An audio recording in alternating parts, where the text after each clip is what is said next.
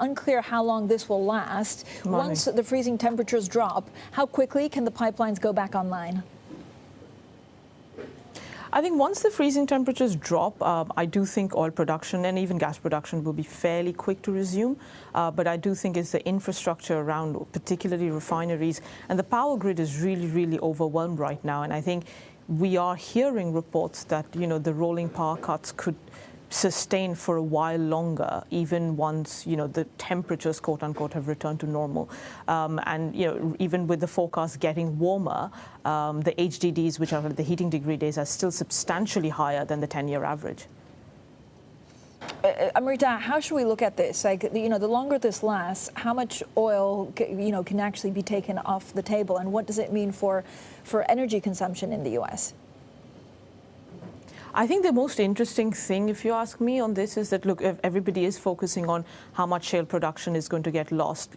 Our estimates are around 8 million barrels, right, which equates to about 250,000 barrels per day across the month of February. That's not enormous, given that we still have stockpiles, though they have been running down very quickly thanks to OPEC's cuts. But I think the critical thing over here is going to be refining margins.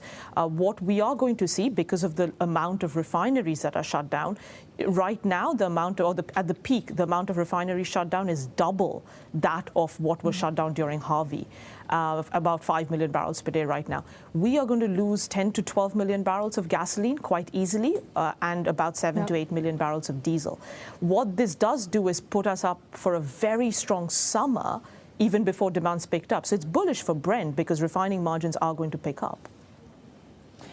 Amrita, does this actually, longer term, does this have implications for energy distribution in the U.S.? Are they going to be less reliant on electricity and climate change because it's very difficult in these kind of situations to deal with, energy supplies? I think this is a critical question, really, and I think you've already started to see a lot of talk around, wind turbines that have ice and it got frozen, and how you kind of need fossil fuel. Obviously, Texas is very much at the heart of the fossil fuel industry in the U.S. They are going to use this as an example to say why green energy doesn't work at critical times like this. Overall, though, they just need the Texas system. It needs an overhaul. And I think this is probably going to serve as a very timely reminder that they do need a more balanced system, a more balanced grid. So what does it mean, Amrita, in terms of Joe Biden's aspiration to become greener? Does it actually change it at the margins, or could it significantly impact his ambition? I don't think it's going to change his ambitions, right? And at the end of the day, regardless of what's going on in Texas, at the state level, whether it be California, whether it be New York, they are still going ahead and pushing for the green agenda. And of course, Biden has rejoined Paris as well. So the overarching theme is not going to change.